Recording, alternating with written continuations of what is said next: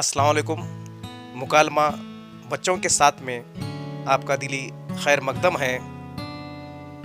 अगर आपने अभी तक इस वीडियो को सब्सक्राइब नहीं किया होगा तो सब्सक्राइब कर लीजिए और बेल आइकॉन पर क्लिक कर लीजिए ताकि वीडियो अपलोड होते ही आपको फ़ौरन इसका पता चले।